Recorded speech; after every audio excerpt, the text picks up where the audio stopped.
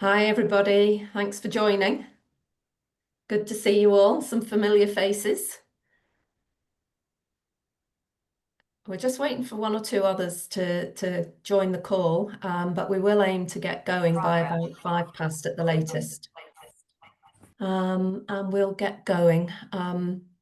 So I'm just going to have some slides for this session. It is an introductory session to the international standards. So the slides are based on providing a fair bit of information, but we will have a little bit of conversation through the session as well. So if you could just bear with me 1 second while I get those going. And so you're very welcome today. It might be afternoon, it might be morning, or it might be evening, depending on where you're from. But thank you for joining. My name's Anna Clarke. I'm the Strategic Director with the International Association for Community Development, which we will from this point onwards refer to as IACD. And I was involved in the development of the international standards back in 2017 through to 2018, and have worked with them extensively over the years since then. So it's lovely to be able to share some of that with all of you here today. So just a reminder, if you've just joined us, please do put a little bit of information about yourself into the chat. Tell us who you are, and we will have some discussion further on. So yes, please do pop an introduction to yourself into the chat, and just to let you know as well that we are recording this session, and it will be available on YouTube later on. Okay. So if you could all, while I'm speaking to the slides, if you could pop yourselves onto mute, that would be great. But by all means, do have your cameras on so that we can see who we have with us today. And we'll get going. This is a 90-minute presentation session, not presenting for 90 minutes, but the session is 90 minutes. And so we'll make a start and see how we get on. Okay. So just for those of you who might not be familiar with IACD, we are a global network for community development practitioners. The organisation has been in existence for over 70 years in some form or another. But most recently, over the last 25 years, we have been operationally based in Scotland, and we're registered with the Office of the Scottish Charity Regulator there. So we are a regulated Scottish Charitable Incorporated organisation. But we do work internationally. We have an international board of trustees representing all global regions, as does our membership, which is great. So dozens and dozens of countries are represented through our international membership. And we're always keen to connect further and to grow that as well. So if you're not a member, I'm sure Jessica will put a link into the chat for our website where you can find out more about us and our work. And if you're interested in becoming a member, we'd be delighted to welcome you. For some reason, my slides don't want to shift now.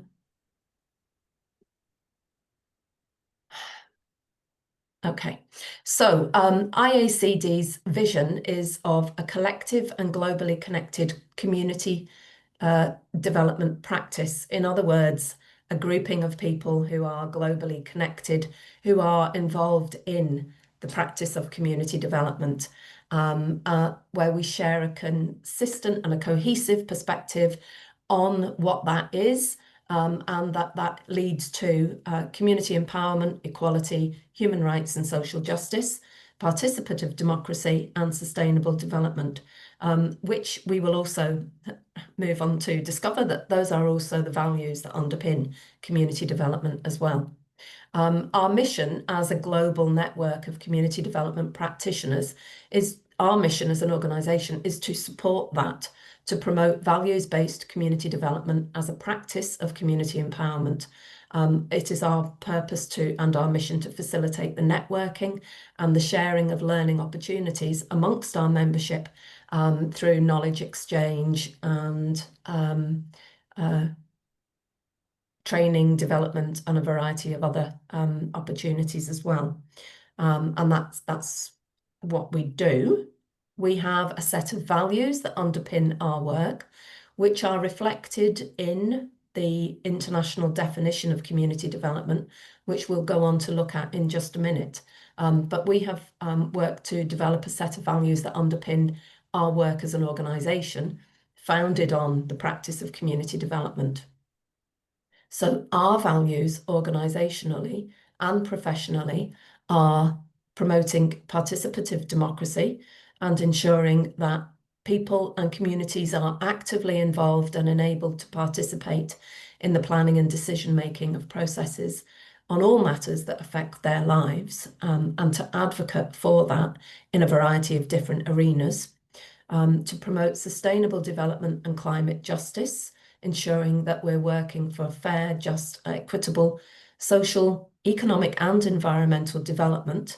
So across all of those arenas, and that's based on climate justice, respect for biodiversity, and the protection of our natural environment and all life on Earth, and very much from the principle of doing no harm and leaving things as they should be. Promoting equality and human rights, particularly in the context of respecting equal worth, regardless of people's backgrounds, where they're from, ability, promoting dignity and diversity of all people, and working very much to ensure that they have equitable, that we all have, and particularly people from marginalised and minoritized communities have equitable access to resources, to services, and to opportunities, and ensuring that fundamental human rights are respected, promoted, and protected in all contexts. We also have a value that's focused around social and economic justice, very much about promoting a just society through collective action, where we work collaboratively together to challenge injustice, poverty, inequality, discrimination, and social exclusion, whether that is individualised or through policies and procedures which can discriminate against people, working to ensure that those policies and procedures lead to fair and equitable distribution of resources, ensuring sustainable development and production, and the democratically controlled decision-making processes that people in communities can engage and be part of, particularly on issues that affect their lives. And then finally, but not in any hierarchical context, our value of community empowerment. Again, working collectively with people in ways that value the lived experience that people have, but bringing an analysis to that lived experience as well, so that there is a critical understanding and a collectivizing of those experiences, building on existing strengths, which always do exist, but also recognizing that communities need support to develop areas where they might want to see change, and to support that development of awareness, understanding, knowledge and skills, to enable people to contribute to greater participation, collective action, community resilience, solidarity and agency.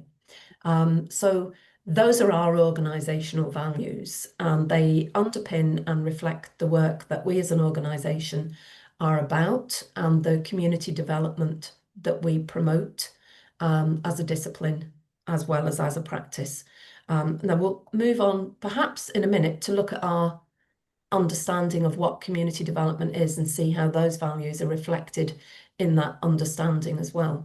But again, for those of you who might be less familiar with IACD, I just want to sort of explain what our strategic priorities are, because I've talked about the values underpinning our work, but what is it is our work? So everything that we do as an organisation is framed under 3 strategic priorities.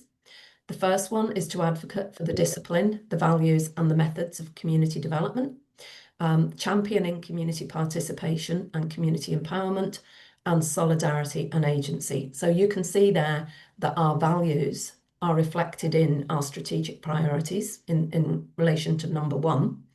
Our second one then is to principally deliver on our second mission, which is to support and engage with our members and the wider community development field, so others with an interest or a role to support community development, to promote networking, practice exchange, professional development and collaboration. And we do that in a variety of ways. And then to ensure that we are a well-governed, sustainable organisation operating to agreed standards and ethics of practice.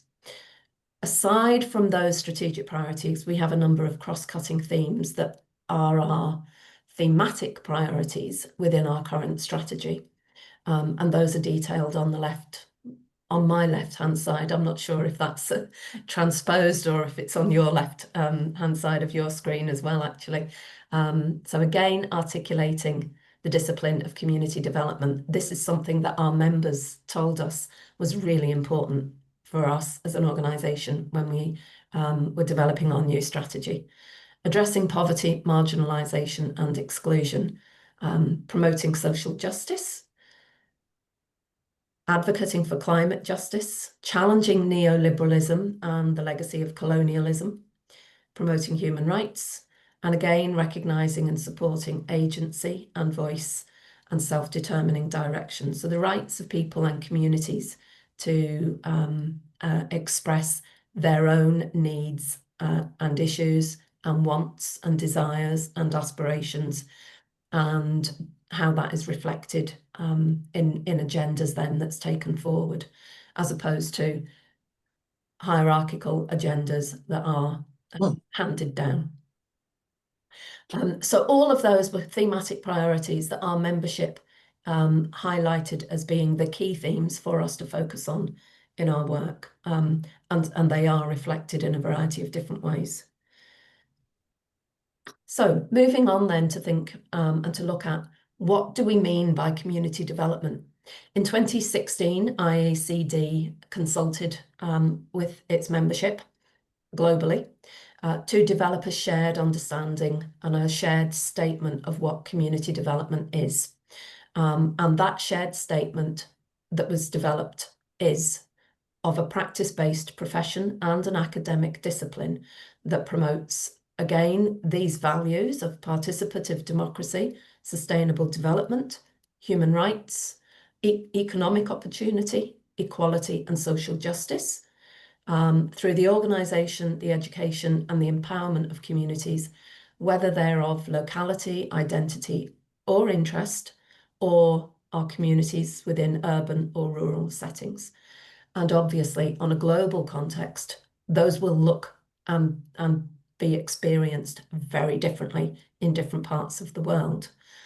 So I'm going to go on now to unpick this definition a little bit in terms of trying to really promote awareness but familiarisation with this definition, and then how that might link and connect with your understanding in the context that you're working in.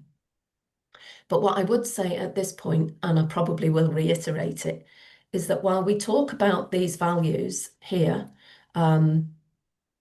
as things that we promote, they are values that underpin the nature of the practice, but they are also outcomes that we are working towards in our community development practice as well. We're working for participative democracy by modelling participative democracy, and the same for sustainable development and so on. So they are processes and they are outcomes. So if we unpick this definition of IACDs in more detail, the definition embodies and has a set of underpinning values. It expresses a purpose and a set of methods for the practice of community development.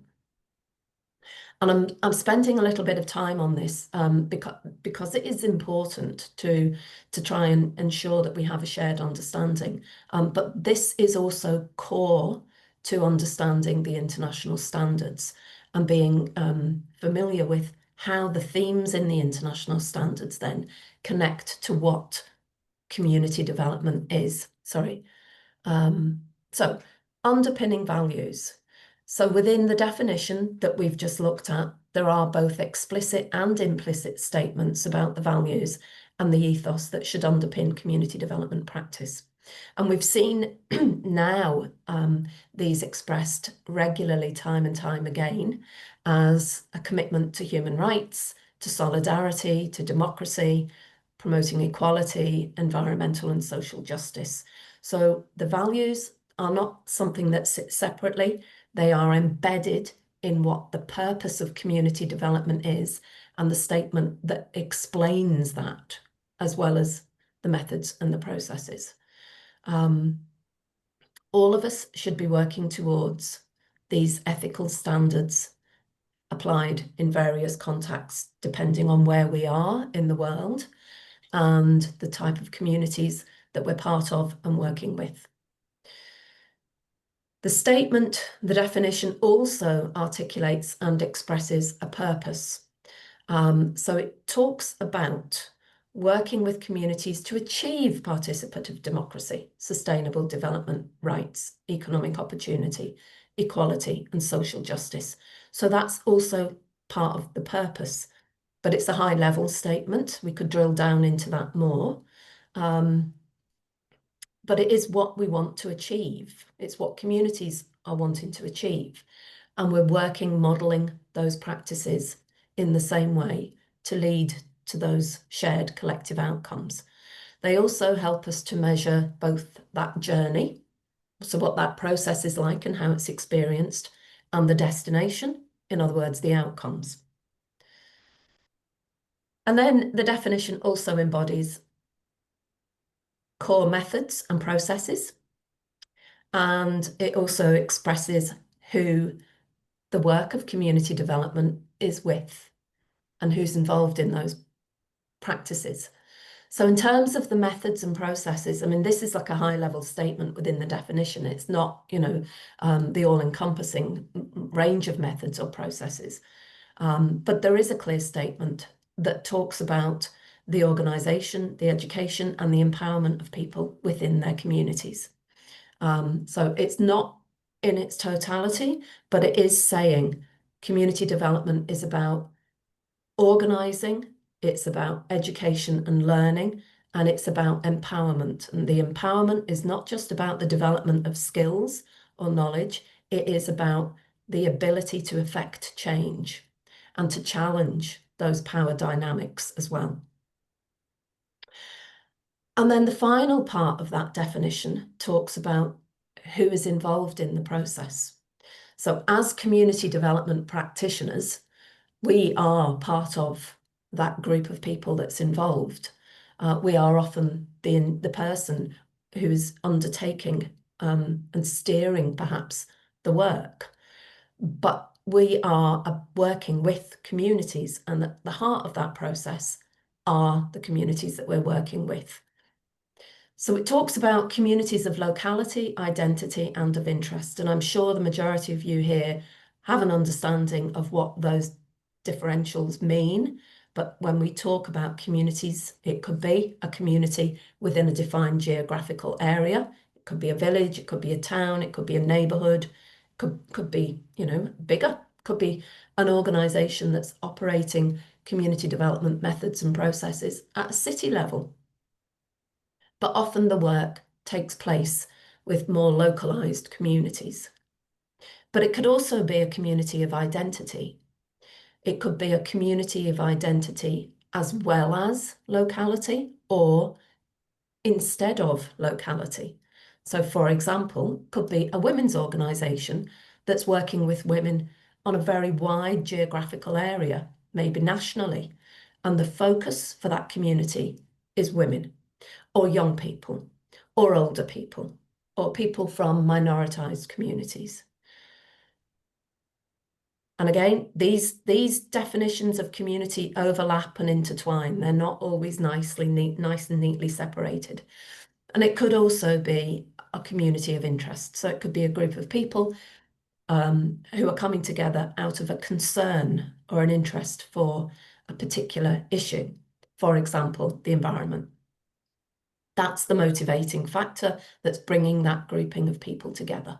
And that's the focus of the community development work that's taking place. And again, all three of these different ways of looking at community could be intertwined in any one setting or context. But it's important when we do talk about the people that are involved that we don't just think about locality. And I'm saying that because in many parts of the world, there's a strong emphasis on place, which is really valuable and really important. But within that context, there will be other communities of identity and communities of interest.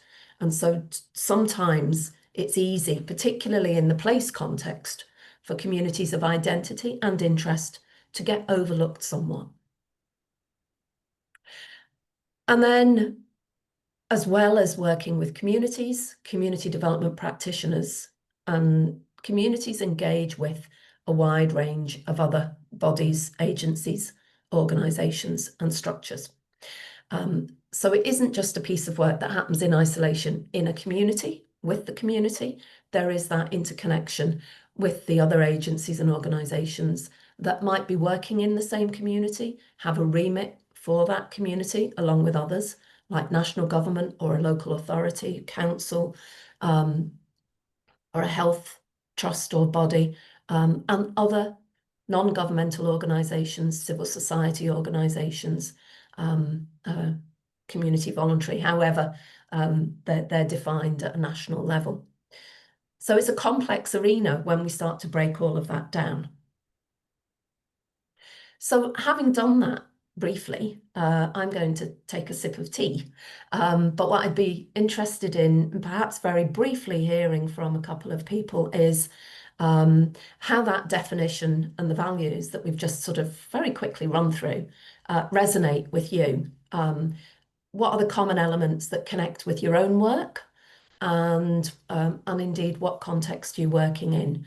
And we don't have time, obviously, in 90 minutes for a full-blown discussion on these two questions, but it is just to sort of break it up a little bit. So if anybody would like to pop a hand up, Jessica, you might be able to see hands more clearly than me. If you have a reflection, an observation, or something that you'd just like to share in the next couple of minutes, that would be great. Hi Anna, I don't. Yeah, I've lost Hi, it. Here's my Mark. hi there. There's my hand going up. No, I just wanted to thank you very much for that. It's really comprehensive, but it also kind of think speaks to how community development, shifts and moves with the times. And when I was looking at it, I was looking at the values and thinking, really, we need not just to protect the environment, but to regenerate it as well. So it's interesting looking at the language and keeping.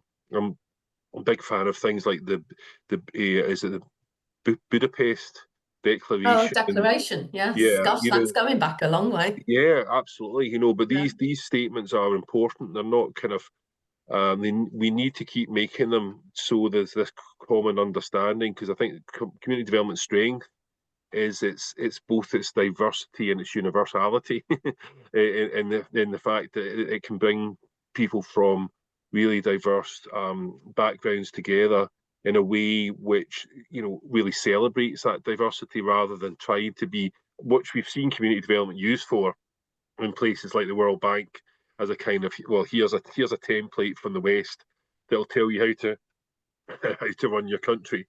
Yeah. So that's what the antithesis of what IACD represents, and I think it's a real testimony to everybody involved, and that really international dimension, that this work is ongoing, because I would say in Scotland it is under attack. And it's interesting that the fact that the World Community Development Conference, I was at the last one they had in back in 2014, I think it That's right. was. Community is the answer. Community is the answer, yeah. And I did a few, I was involved in helping the organising and things like that as well. Fantastic event. And I went to the one in Dundee as well, which again was a fantastic experience. So I think it's very timely. that is coming to Scotland, but we're also, dependent on people putting time and effort into travelling all this way and to enjoy our beautiful weather. Uh, but yeah, sorry, I'm going on. But anyway, no, I think it's really helpful. And for those of you who don't know me, I kind of teach this stuff at the University of West of Scotland. But in true tradition, you always have to keep learning. You're never an expert in this field, and if you think you are, then you're definitely not. I would say. Thank you, Mark. And yes, I mean, you're absolutely right. It's beholden upon us actually to ensure that we are abreast of shifts and changes and responsive to those in a way that's meaningful for the communities that we work with and are a part of as well.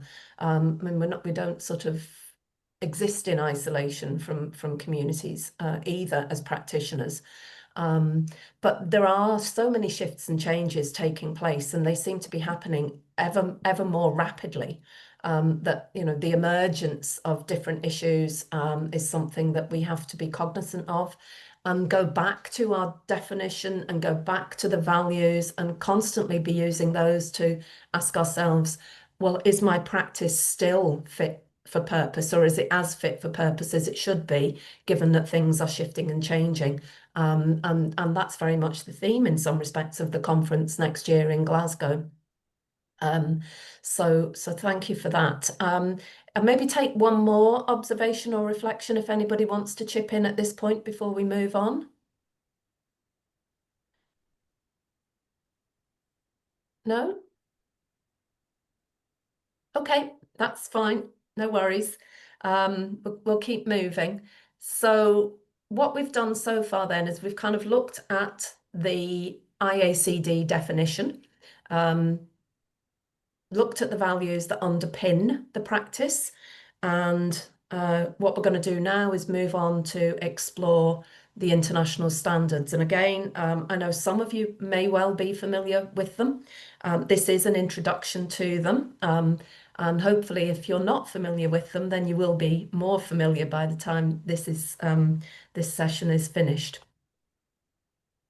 So, thinking then about where community development takes place, it is a practice, a discipline that is utilised by people who are employed as community development practitioners, who are in paid roles and might have varying job titles, but they're essentially community development workers in a paid role, and they're operating, therefore, in a professional capacity. And there are standards and expectations that go along with that then in any discipline or field of practice. People who are active within their own communities are also engaged in community development. A lot of people are organising independently of, statutory bodies, people in paid roles. In some instances, in some parts of the world, that's very much a needs must response, focused around self-help for that community.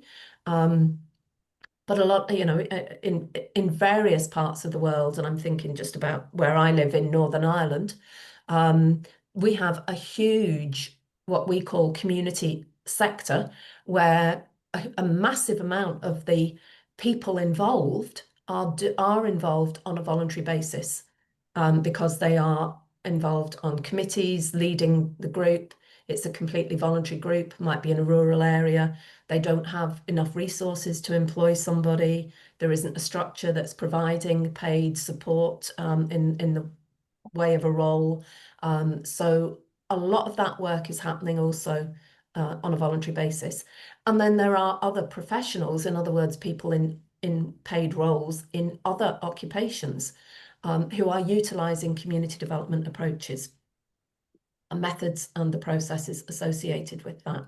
And that could be health, it could be social work, it could be education, adult education particularly, it could be planning, regeneration. It's a really broad range of fields of practice. And as a professional networking organisation, we recognise and understand that, and welcome people as members who are interested or utilising community development methods and approaches in their work, regardless of whether they are in a paid community development role or not. So just in terms of how the standards came about then, that time on the definition is important because that was very much the foundational piece of work that then led to the development of a set of international standards for community development practice. So the definition was consulted on and agreed in 2016.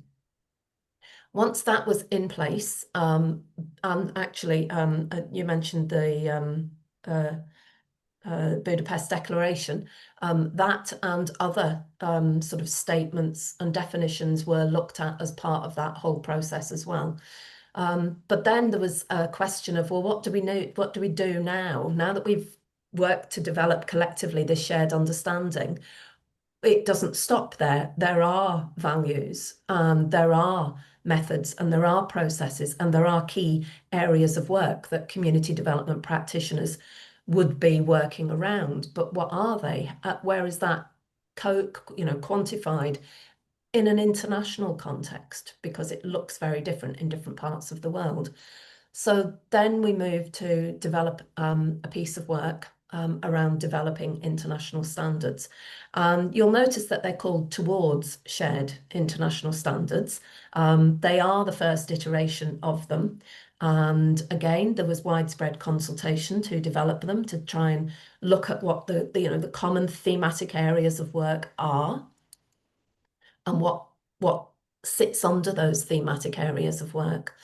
But they were developed and launched in 2018 at one of the World Community Development Conferences. And so within the next 2 to 3 years, there will probably be a review of them, because as we've just highlighted there, it is important that our frame of understanding for our practice remains relevant to the world around us and the situation and the issues that communities are working around and experiencing. So these are the current international standards. At some point in 2 to 3, 4 years' time, I'm not going to be specific, there will be a review, I have no doubt. So what do the standards then actually offer? Well, let's have a look. Basically, standards for community development, as with any set of professional standards for a discipline, describe what that discipline is, which is the definition, underpinning values, ethics, principles, which we have explored, and then they go on to describe what the work looks like in practice, what the key areas of responsibility are for somebody working as a community development practitioner. And not just name those areas, but actually then break that down and start to sort of pick out what's the knowledge that's needed, what's the understanding, what are the skills that are required to fulfill that aspect of the role, and what's the expectation of commitment from people. From a values and principles point of view. So that's what these international standards do. They are moving towards setting out those kinds of descriptors for the key areas of work involved in community development practice.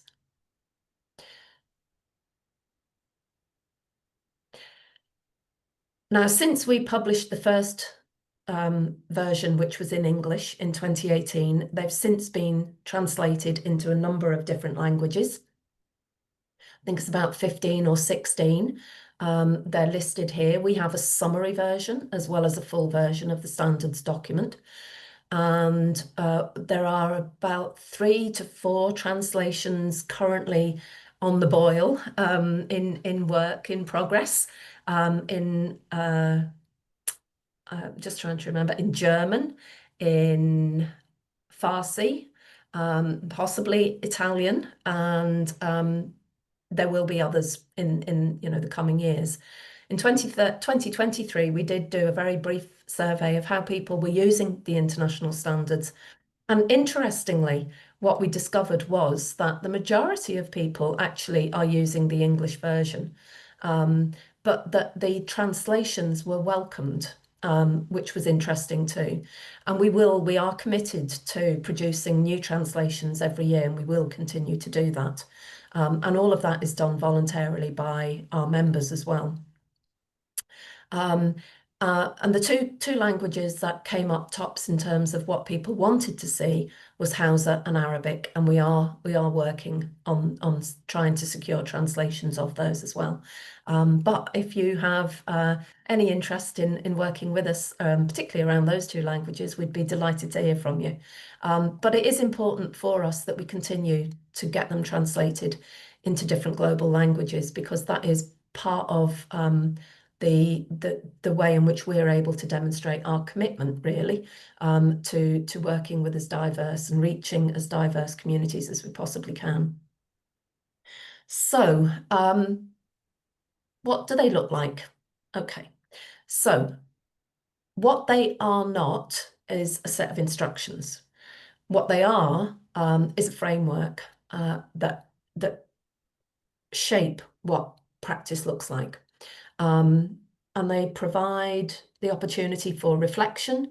As a practitioner, you can look at those, and it could be that you're embarking on a new project or a new piece of work that's around participatory planning, and you want some guidance, some things to think about, and you can use the standards in that way.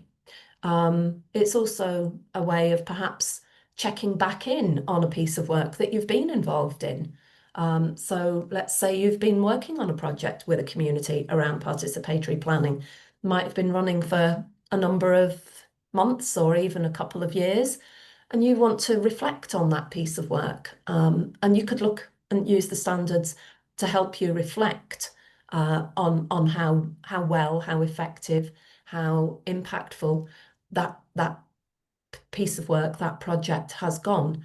And you could use them to support that reflection with the community as well. It's not just on an individual basis.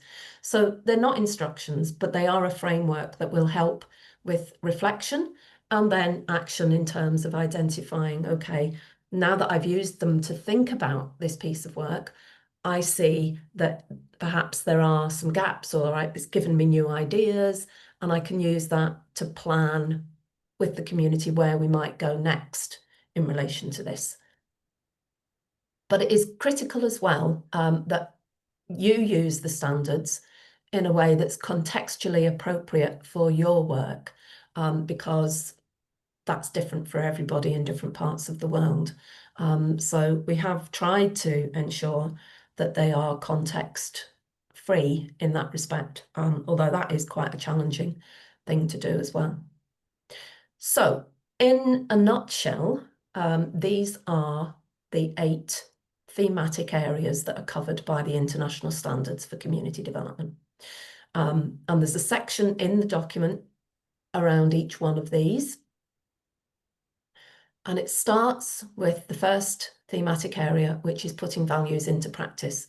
And as is the case in other national standards, and as we would talk about our practice being underpinned by a set of values, in these standards, the first thematic area of putting values into practice underpins all the others, all other 7 thematic areas. So it's not about just skipping straight to organising for change and ignoring the values. We have to ensure that the values underpin all of the thematic areas that we're working around. And so it is core. But broadly speaking then, in that consultation process about what should be in the standards, what is it that workers do? When we tried pulling all of that together and chunking it out to make sense of it, these were the areas that emerged. Engaging with communities, that's fundamental bread and butter, core work for community development practitioners. ensuring participatory planning. In other words, ensuring that people and communities are involved and actively participating in the planning of anything that affects them, whether it's a project at a very local level or whether it's the development of a new policy that's a national policy that will affect them and their community. Working to ensure participation is key in community development. Organising for change, working with people and groups and communities to be part of that change process, shaping it, determining what it looks like, what it's going to focus on, what it should lead to. And what the learning is, learning for change is very much about ensuring that empowering way of working collectively as well as a community development practitioner is forefronted in that work. Anything that we do as community development practitioners has a learning and educational value to it, because change doesn't happen without those things being part of the process. What's important in the learning for change is the critical analysis. So we will look at all of these in a bit more detail.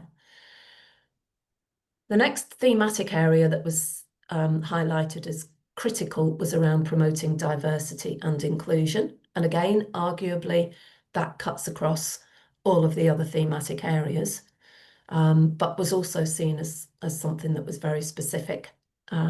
Building leadership and infrastructure. So it is about the resilience, it's about the sustainability, but it's also about that investing in communities and divesting power into communities. So that's quite a challenging one as well, but it's really important. And then finally, developing and improving policy and practice and enabling communities to be part of that process, but also looking at their own practice, our own practice. So how do we learn from what we've been doing? And that's about the monitoring, the evaluation, the impact analysis, and bringing that all back into the next cycle of organising for change. So if we look at these in a bit more detail, in a minute, we'll break that down. But what I wanted to just highlight is sometimes people we do have questions sometimes around, well, how can I use them? And in my work over the years, as a community development practitioner, and as a coordinator of community development education and training, I've been involved in a lot of work around the development of standards at national levels, as well as these international standards. I've been involved in developing programs, qualifications mapped to standards. I've written a guide on how to use standards, and I've been involved in national fora around reframing them, refreshing them, and consulting around all of that as well. And there are multiple uses of how standards can be used in practice on a daily basis. And that can be everything and anything from how I work with communities on a day-to-day basis to, like I said, designing training and qualifications. Not everybody's involved in qualification design, but a lot of community development practitioners, will be involved in training and capacity building, and workshops and facilitation. And the standards can be used to help support the design of those processes. Likewise, research within communities, by communities, benefiting communities. How are people involved in those processes? Just recently, we had a very interesting webinar with community-based researchers from Indigenous community in Alice Springs in Australia, talking about their work in relation to community development research. That was empowering for everybody involved in the process. So standards can be used for that purpose as well. You can also use them to think about how your organisation is functioning. in terms of embedding those values in your culture, the organizational culture, how we work as a team, how we communicate with each other and externally, how we facilitate people and welcome them into our space, if it's a building or a park or whatever it might be. How are we using the standards to help us to help us ask ourselves the questions we need to be asking in order to frame how we're working in a way that is to the standards, underpinned by those values. Very much benefit of using the standards is around staff development and staff support. It could be around recruitment, it could be around job descriptions. I mean, the list is endless in relation to supporting staff and people. And all of that, in addition to the individual usages about reflection and maybe even a bit of career planning. You know, I'm involved in these areas of work, but how do I get to that policy and leadership area of working? I'm not involved in that. What are the things that I could do in terms of my practice to help me move in that direction? Or how can I facilitate that with the communities that I'm working with? Because we're not at that stage yet. And I'm not sure how to get there. So a lot of the time using the standards is us actually about helping you to frame questions for you and your team or your organization or the communities that you're working with to think about. So what I'm going to do now is very quickly just run through the 8 themes and then we'll stop. And forgive me, this is going to be a fairly rapid tour of the 8 themes, but I do want to make sure that within our 90 minutes there is a decent amount of time to come back and reflect on these. What I would also say at this point is this will feel, if you're not familiar with the standards, it will feel like it's a really rapid sort of flick through them, really. But it is an introduction, and in some respects, what we're hoping with these introductory sessions is that they will help people get a sense of interest and want to learn more about them. And in the new year, we will be launching a training programme framed around the international standards and their usage in practice. So don't feel like, well, I didn't really catch all of that, and you know, where do I go next? Because that's in the pipeline and will be coming downstream in the beginning of the new year. So keep your eyes peeled for that. So we have 8 themes. First one is values into practice, which I have already spoken a little bit about. Illustratively, I think the iceberg image is a very good illustration of how important the values are. If they are not the basis, then it might not be community development that we're doing. A lot of work that goes on in communities is very important, it's valued, it's necessary, and sometimes it gets called community development, but it might not be. So what we have to do is ask ourselves, is what I'm doing in and with the community underpinned by these values? Are we in our work using these methods and these processes that are outlined in the standards, or are we doing something different? Maybe what we're doing is providing a really important service, a much used service, but we recognise the need, we decide what's going to respond to that need, we put that in place and people come and access it. And that might be because it's needed, but it's not necessarily community development just because it's happening within a community setting.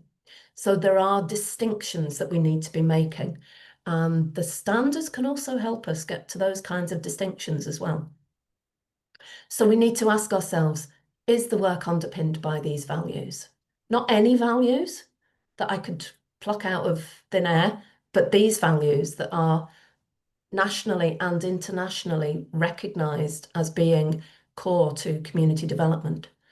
And do they inform the work that we do, the practice, which is what people see and engage with oftentimes? So, understanding the values, the processes, and the outcomes of community development and applying them to the practice and in all the other key areas, as I've said. It is about demonstrating this understanding of the values. Again, often what we know and hear and maybe have experienced and been part of is developing a set of values that kind of maybe get put on a poster, might get put on a wall, but actually nobody talks about them when they're planning or thinking about the work. Explicit community development practice should be demonstrating the values underpinning the practice. And when we can't see it, we should be challenging ourselves and each other about why that's the case and what needs to change. And we should be seeing that expressed as outcomes as well as the processes that are involved. So some things there to think about in terms of your practice, my practice, our collective practice in relation to those values. The second key theme is, as we talked about, engaging with communities, that bread and butter area of work. Being able to understand and engage with communities, build relationships, maintain relationships, and relationships that are based on trust, respect, and integrity. Again, underpinned by those other values as well. So, how do you get to know the communities that you're working with? How do any of us do that? What does that look like? What are the methods and the processes that we utilise to get to know a community? Where we can say, I have established relationships. They are meaningful relationships. They're reciprocal relationships. They are based on trust. It isn't as simple as saying, well, we'll do a survey and we'll find out what the needs are. It is about the relationships and the engagement that's critical, not just, finding out what people need or mapping what exists or where the gaps are. It is fundamentally about engagement, which is that relational process that's part of our work. And it is therefore ongoing. It's not something that you do at the beginning when you first come into a role. It is ongoing the whole way through our professional lives. And we need to recognise that and constantly be revisiting this in terms of how we're doing, how that's changing, how issues in the community are changing, and what we know about that, and what people are saying about it, and how they're experiencing it as well.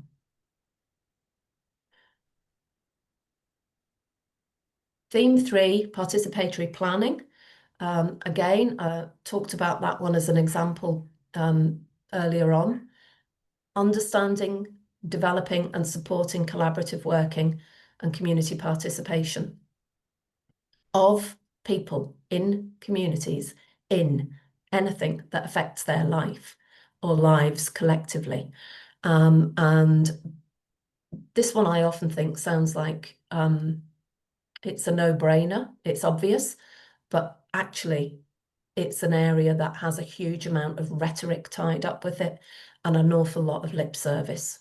So again, coming back to the standards are that framework, the values are that, checking in, how are we doing it in a way that's true to the values? And are we? And what are people in these communities that we're working with saying about this process as well? Are they feeling isolated, ignored, unheard, disenfranchised, done to? And if those kinds of comments are coming through, then there's a lot of work that needs to be done around participatory planning. And participatory planning doesn't stop when the planning's done and something is created. It is also a cyclical process. And And one of our next slides, we'll look at that in a bit more detail when we're talking about the learning for change. So it is also about understanding why people might be feeling marginalised, isolated, unheard. What are the processes that are happening in a community to make them feel like that? Is it intentional? Is it unintentional? But it's happening anyway. And where's the power? How are we challenging the power? Who holds that power? How is that used? Is it used badly, but from a point of well-meaning, or is it not used in any well-meaning way at all? What is actually going on? How are decisions getting made? How are they affecting the communities that we're part of, that we live in, and that we are working with? And what are the things that need to change? What are the barriers that need to be addressed? And how do we support people to build that voice and agency in order to articulate the challenge collectively? Organising for change, then. There you go. That's the one I was talking about. So in some respects, I kind of think this one encompasses everything that community development is about. If you had to strip away everything else and have two, as long as you had the values and this, I think you'd be doing some good work. Because the organising for change, it's a little bit like the learning cycle, Kolb's learning cycle, of which there are many other iterations now. This is encapsulating the process of working with a community or communities to plan, to identify what needs to happen, to take action, to make it happen, and to learn from that experience. So it is the whole process wrapped up in one thematic area, really.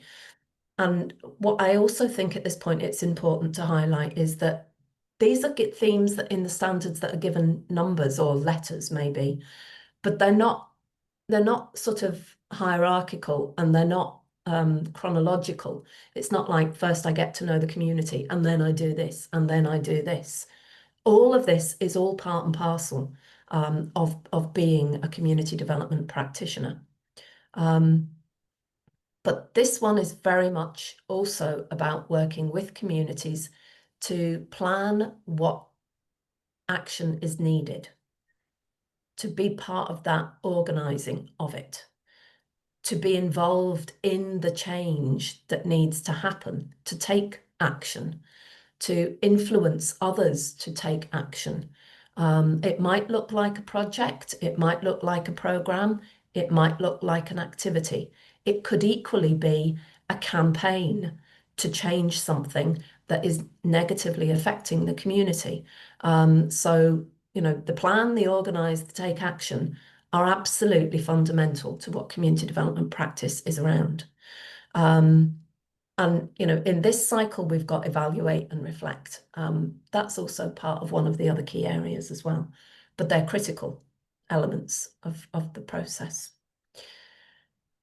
Learning for change is recognising, again, that learning, educational,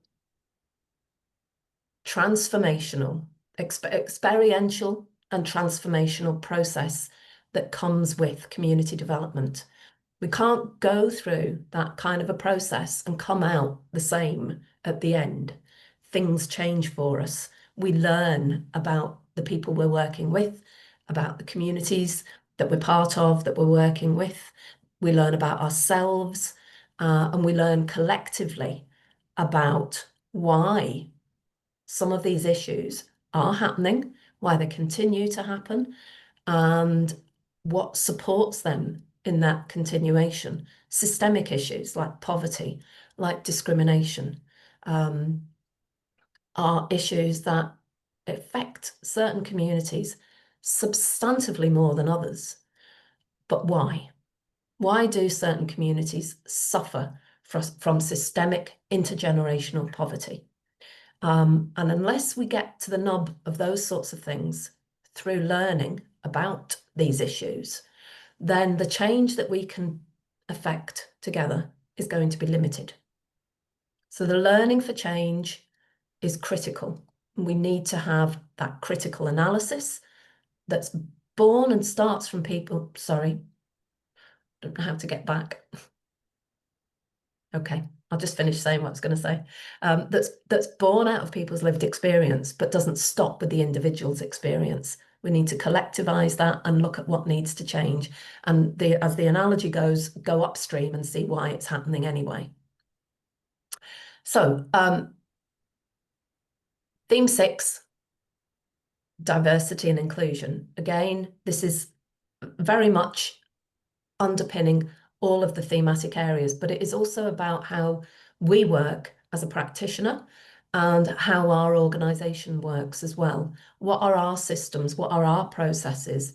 What's our value base that's promoting and encouraging us to work in a way that values diversity and inclusion and promotes that and welcomes that and makes space for that and works to achieve it, and also challenges it when it's not happening, raises the questions about why it's not a diverse group of people, or it's exclusionary. A practice is excluding certain groups of people.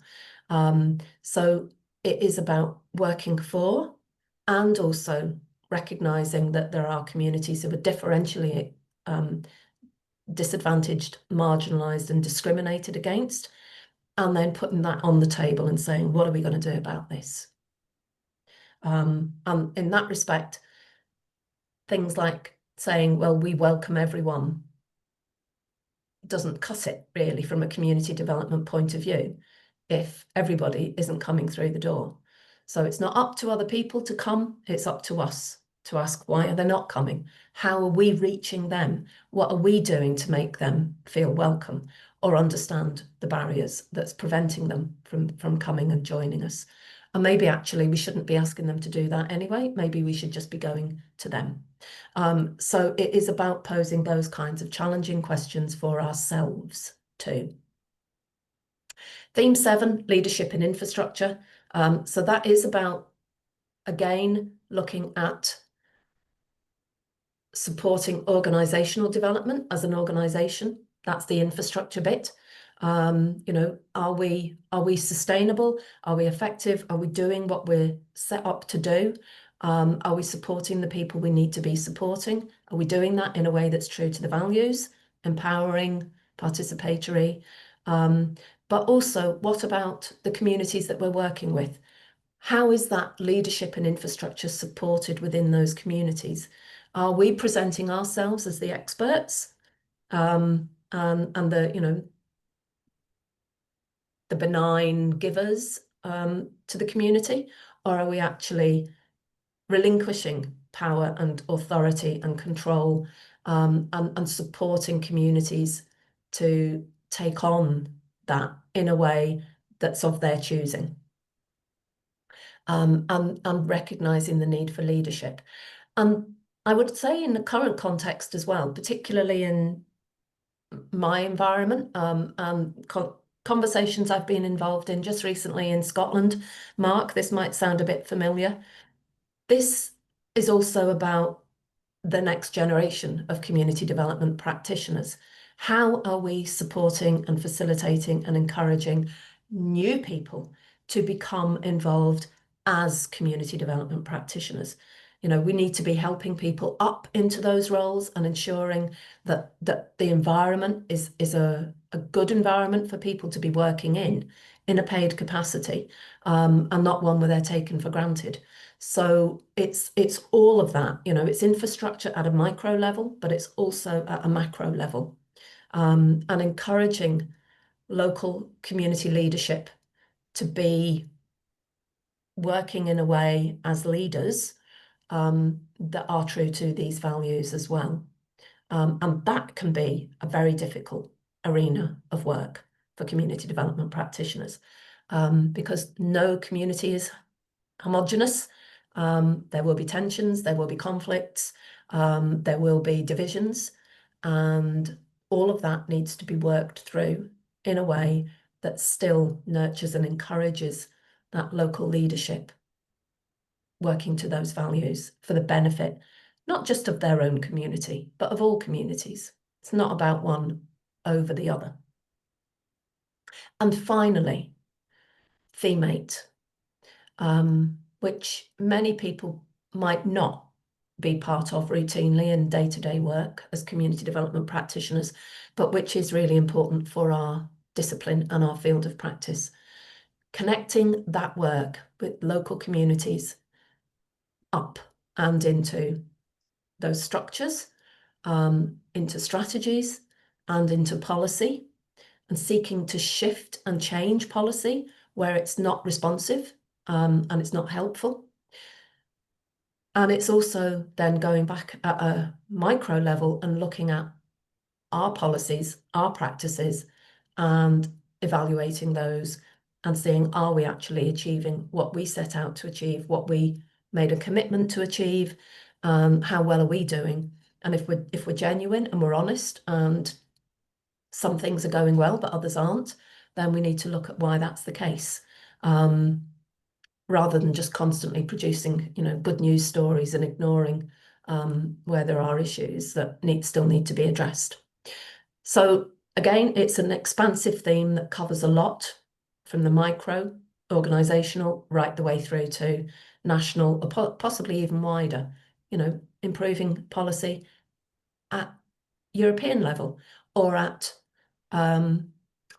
regional, sub-regional level, or at the UN, all of which is relevant in terms of what happens in and with local communities. So that's a very quick tour of the standards. What I would like to do now is really just open the floor a bit and give you the opportunity to think about how you apply the standards, or whether you do. Perhaps this is the first time you've come across them. So, that's great that you're here. Please let us know. But if you have any examples that you can share of how you're using the standards, please share those as well. And what challenges might you be experiencing with the standards, or with anything that I've touched on in relation to those areas of work? And what would help you to develop your practice as well. So I'm going to stop screen sharing, and I'll just put those into the chat so that you can see them. And we'll just open the floor for 10 minutes or so, and then hear a few contributions. Yeah, hiya. I didn't know Hi. I didn't know how to jump in. And how are you, Anna? Lovely to see you again, and everybody else on call. I have to say I have found this really interesting. And yeah, as you know, I'm a student in Maynooth. We met in Belfast and we met you down in Maynooth. But I think just in terms of the benefits of what you're actually doing here today and what you've done in the past, it's amazing to have access to a resource such as this for me personally, because I'm not in paid employment at the moment. I'm a volunteer. And it's amazing to have this opportunity to engage with other people, but to hear the values spoken of and brought it into, I suppose, not being, but how to live them, I suppose, in terms of the work. And I'm actually going to be embarking on a placement very shortly, where one of the things I'll be looking at is actually the values, which is very interesting, because now I have a framework from which to work from. So thank you very much. No, well, thank you for that. And of course, in Ireland, there are the Irish All Ireland standards as well, which is an interesting sort of additional dynamic. And that's the case in a lot of countries. There are national standards. And one of the things, perhaps it's worthwhile saying, is that we have worked hard over the last few years to try and ensure compatibility and complementarity between the international standards and national standards as well. And I think that's the case. They might be worded in different ways, but broadly speaking, the definitions are very compatible. The underpinning views are almost completely overlapping. And the areas of practice are very compatible. But it's good now to refresh and to hear, for me personally, to hear, as I say, articulated again, and Also, I'm hoping to go to Glasgow next year. I hope so anyway. That's the plan. Everything going okay. But yeah, and I think that, I suppose one of the challenges, you were talking about the challenges are there. From talking with people over the last 2 years, because we've done 2 placements already and going into a 3rd one. And what I keep hearing is the challenge of remaining true to those values and embedding them in practice. It's one of the challenges for organisations, because as staff change, the ethos can change slightly, whatever. And it's just kind of, they're looking at ways to strengthen the values and how to embed them even deeper into the work. So it's just right there, keeping it front and centre. Thank you. Thanks, Liz. Anybody else? Any thoughts or reflections on the questions at all? Chris? Yeah, I think it's been really informative this afternoon. And I suppose community development values very often clash with other values that are out there.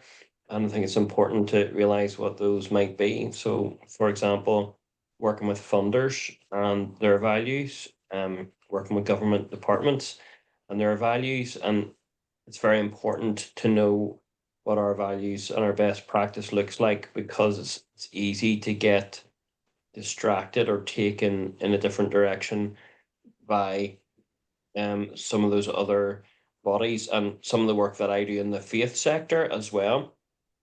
The faith sector maybe has a certain approach to doing things which can be very top down. It can be very doing stuff for the community as opposed to doing stuff with the community. And I have found that you really have to take people on a journey when it comes to how you change those things. And so it's not always appropriate to bring out the entire set of values straight off, but actually using different language starts to change the narrative, which then takes you in the direction of, okay, well, why do you use different language when you're talking about community? And then being able to point towards those values, but knowing that they are different from the other values that work out there, I think is really important. Thank you. That's a really interesting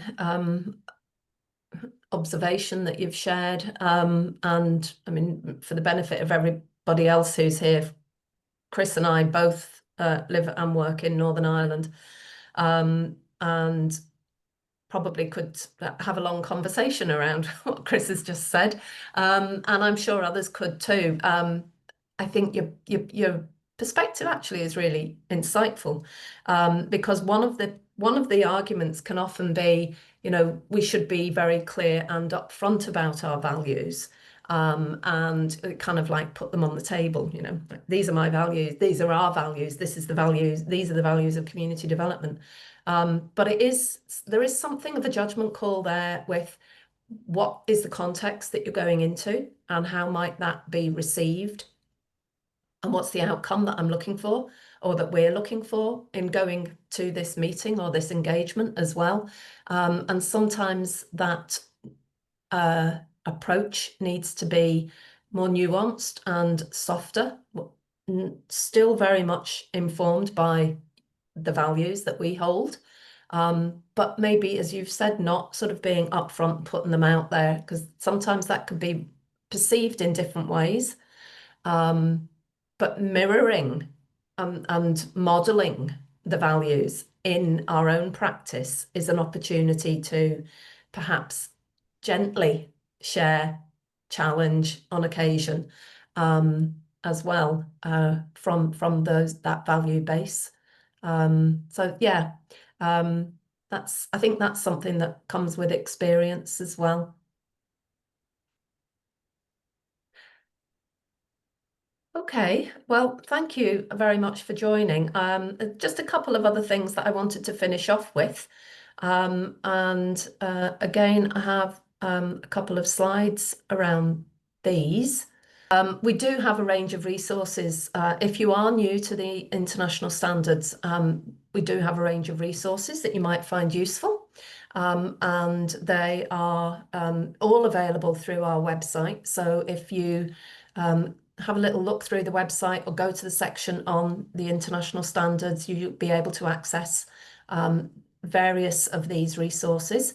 They include a number of podcasts, and the podcasts are framed around chapters on the international standards that are in the book that we published a few years ago called International Community Development Practice.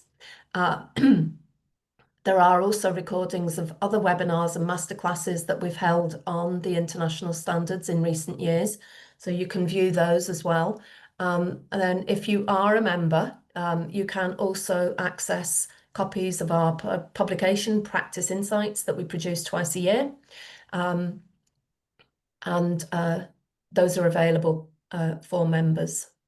So have a look at the website, and in addition, as I said, we will be bringing forward a training program next year around the different areas. So we'll be looking at all of those thematic areas in a lot more detail, with case study examples as well.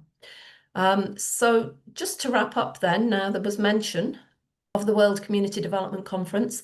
If you haven't heard of it yet, we are hosting the World Community Development Conference next July in partnership with the University of Glasgow. The conference has its own website, and that's it here. Jessica, if you wouldn't mind putting that into the chat so that everybody could access it, that would be great.